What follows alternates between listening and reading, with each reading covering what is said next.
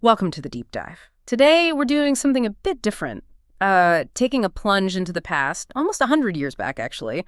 We're going to decode the world of 1920s business etiquette. Sounds maybe a bit dry. Well, I think you'll be surprised. Our guide for this is a fascinating find. The Book of Business Etiquette by Nella Henney, published in 1922. And look, this isn't about which fork to use. It's a really foundational look at American business, professional conduct, basically a window into that era. Right. And what grabbed me right away is how the book frames the businessman. It calls him America's national hero, saying he's as native to the soil as baseball or Broadway. Pretty bold stuff.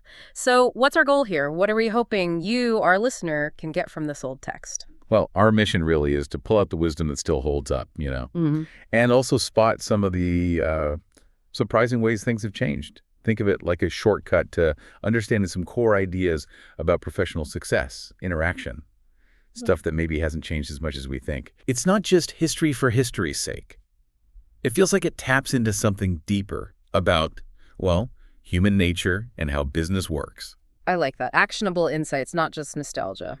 Okay, so let's start with the core idea of politeness itself, because Henny's take isn't quite what you might expect, is it? No, not at all. She warns against what she calls candy box courtesy. Right. Just being agreeable for the sake of it. There's this Yeah. funny story she tells about a character, Mr. Turveydrop, who's like the picture of perfect manners. And some old lady apparently mutters under her breath that she could bite him. So clearly just being perfectly sweet wasn't the point. Okay, so if it wasn't about just being nice, what was the real purpose of etiquette, according to Henny? What was its function? The key idea is that etiquette functions as a shock absorber. A shock absorber. Yeah. Essential for minimizing friction, protecting people against discourtesy. She uses this great analogy of polite behavior being like the fenders on ferry boats in a busy harbor, preventing collisions. Okay, I can picture that. And she makes this really interesting point. Most of the boats that are injured or sunk by collision are damaged by vessels much smaller than themselves, which leads her to say something quite provocative. Politeness is better than justice. Wow. Politeness is better than justice. That's strong. It is. So the big insight isn't just be nice. It's that politeness is strategic. It's a tool to reduce friction, save energy, make things run smoother. That makes a lot of sense, actually, the shock absorber. Does she connect this directly to efficiency? Because I remember reading that she argued courtesy is actually restful. Yes, exactly. She contrasts it with the fussy little fellow who rushes around dissipating energy. Right. And there's that quote from the banker in Constantinople telling an American businessman something like, "We tried hurrying 2,000 years ago, found it didn't pay, so we gave it up." That's brilliant. And so counter to how we often operate today, isn't it? This idea that taking time to be polite creates more time. Completely. It's like genuine, efficient interaction is inherently courteous. The fussy person wastes energy because they create friction. So the takeaway for you listening is courtesy isn't a time drain. It's actually an investment that smooths things out, reduces conflict, and, paradoxically gives you back time and focus. But there's a flip side, too, right? She warns against too much courtesy. Oh, definitely. She says, frank rudeness is better than servility or hypocrisy. And this is where she takes on that famous motto, the customer is always right. Yes. Calls it an idiotic motto. Idiotic. And undemocratic, un-American, unsound, and untrue. Her reasoning. Business is service, not servility. Pretty direct for 1922. Incredible direct. So how did she suggest businesses find that balance? Provide good service without falling into this servility? Well, it seems to be about maintaining professionalism, upholding your own integrity. It's maybe the most challenging idea for today. Real service isn't about just rolling over. It's about confident professionalism, setting expectations, valuing your own expertise. She uses this relatable example of the sucker sore circus attendant. People keep asking if the wild man from Borneo is really the wild man, even though there's a sign. Yeah, or asking multiple ticket checkers if you're on the right train. We've all seen that. Exactly. Yeah. And the advice for the person dealing with these suckers, grit your teeth and hold your temper. Okay. And for the suckers themselves, 2 words, stop it. Just stop it. Man, you can feel the frustration coming off the page. So for you listening, when you face those kinds of interactions, is it just about gritting your teeth? Or is there something more? I think the deeper message is about maintaining your professional composure, but also your boundaries. Deliver service with dignity, right? Don't just cave to every demand. So, yeah, the insight is that respectful boundaries are actually key for sustainable service. Prevents burnout, fosters respect. Okay, so moving from the philosophy of politeness to, well, the person. Henny talks a lot about the gentleman in business. What has defined that for her? She gives a few definitions, like Cardinal Newman's one who never gives pain. Right, in the Century Dictionary one about good breeding, courtesy, kindness, honor, obligations, considering others' feelings. They feel pretty timeless, those definitions, but what was the really crucial distinction she made about being a true gentleman? The key thing she emphasizes is following an inward and personal ideal. It's not just about putting on a show, conforming to outward rules. Ah, okay. So it's internal. Yeah, though she does say being courteous makes you a more agreeable citizen, whatever your motives are. It's about the outcome, too. But the real power comes from that inner compass, that authenticity. That makes sense. It's not just about surface charm. And speaking of authenticity, there's that great story about Mr. Tillis, the shoe shop owner. Oh, yeah, trying to copy the charming previous owner, Mr. Kilburn. Right. Smiling relentlessly until a customer just snaps, "What are you laughing at?" Which leads him to realize, I decided then, there was no use in me trying to be you. I'd be myself. Such a good story. How does that connect to this best self idea she talks about? It's the perfect illustration. The lesson is clear. Be yourself, but be very sure that it is your best self. It's not imitation. It's cultivating your own genuine strengths. Okay. And this ties right into how personality opens doors. She tells stories about 3 young job seekers. One charmed an executive by asking for advice, not a job. Another offered to work for free for a week to prove himself. And a third just walked in and demanded an executive position. Wildly different approaches. Totally. But they all succeeded because they were authentically themselves, even if unconventional.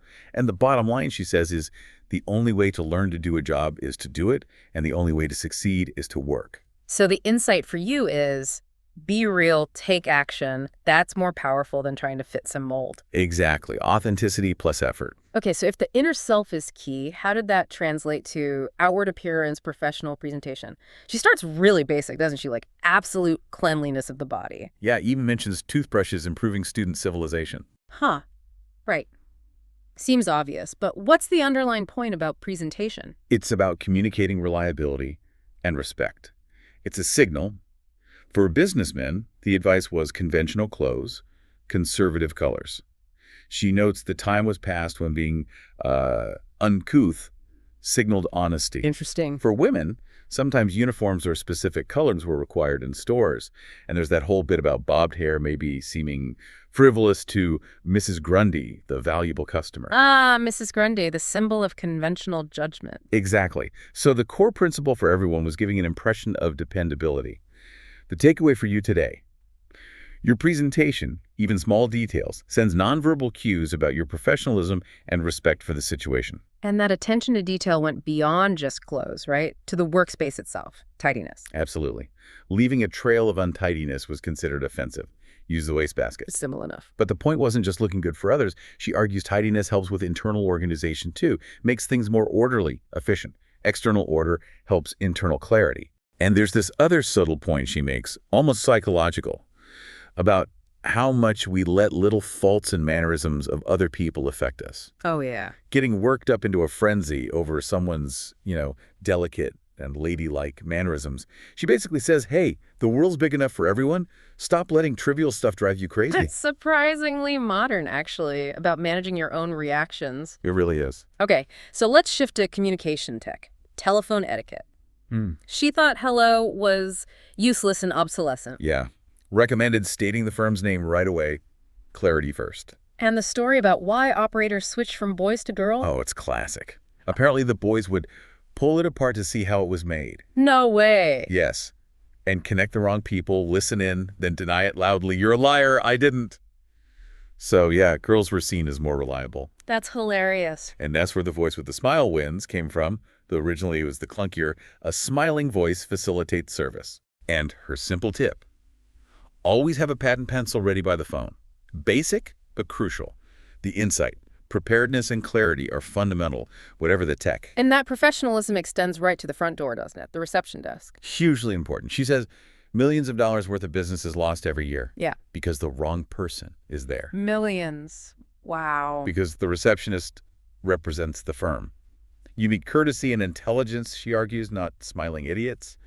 And they need to know how to turn people away politely, too. So the takeaway is clear. Your frontline isn't just admin, they're brand ambassadors. Crucial. Absolutely critical. Okay, what about written communication? Letters. Plain paper, good quality margins.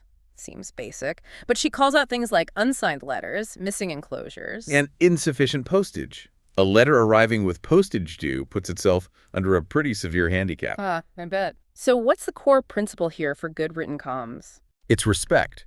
Respect for the reader, respect for the message. Use proper closings like yours truly, yours sincerely. Use we for the firm, not I, unless it's personal. Right. And crucially, strip out the fluff.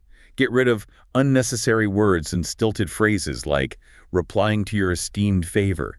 Just use the language of conversation, she says, which is also the language of business. So clear, concise, professional. Sounds like good advice even now. Timeless, really. And speaking of letters, that Theodore Roosevelt anecdote is fantastic, writing furious letters. And his secretary just quietly holds on to them. Right. Until the next day, Roosevelt asks, and the secretary says, no, that one didn't get off, and TR says, good, we won't send it. It's perfect. The ultimate sleep on it advice. Exactly. What's the enduring wisdom there for you listening today about hitting send when you're mad? Don't do it. Or at least write it, save it, revisit it later, let the emotion pass. Ensure the message serves your actual goal, not just venting. Emotional intelligence in action.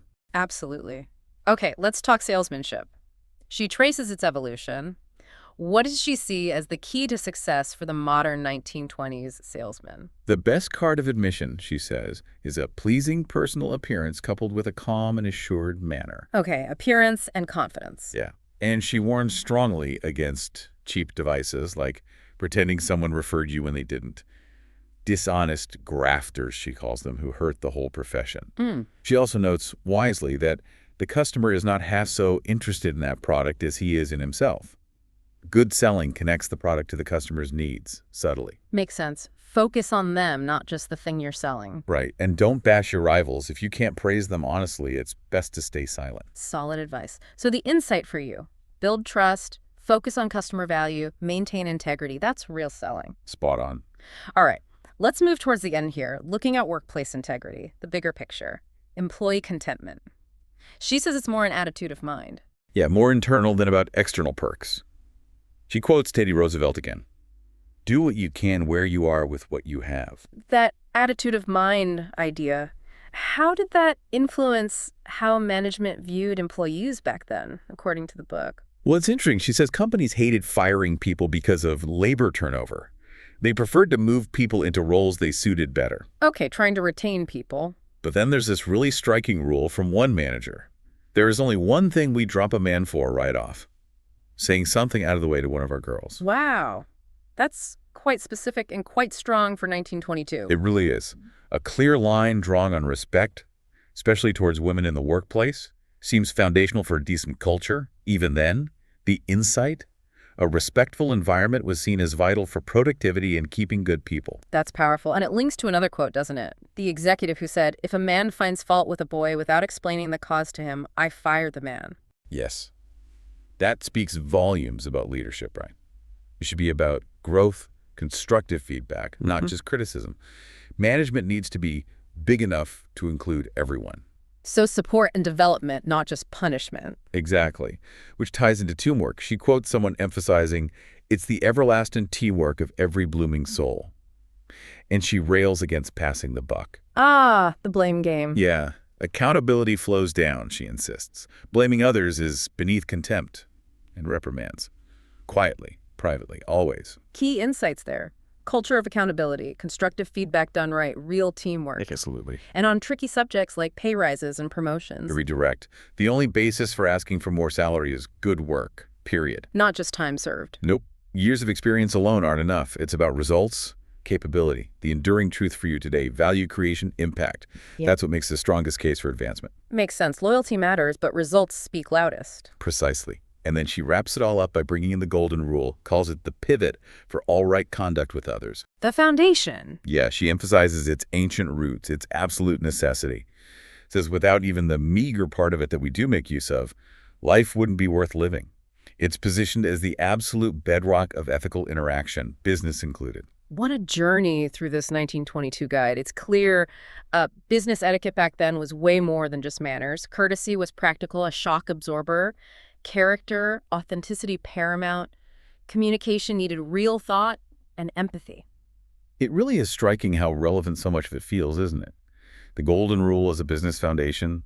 These old ideas definitely offer insights for navigating professional life today, even with all our changes. Definitely. So here's a final thought for you to chew on, drawn from the book. Henny suggests that the finest courtesy in any business consists of doing whatever tends to elevate the standard of that business. Think about that. What if courtesy isn't just about your own interactions, but about lifting up your entire field, your whole industry? How could applying that principle redefine success and maybe even well-being in your professional world today? What could that look like for you?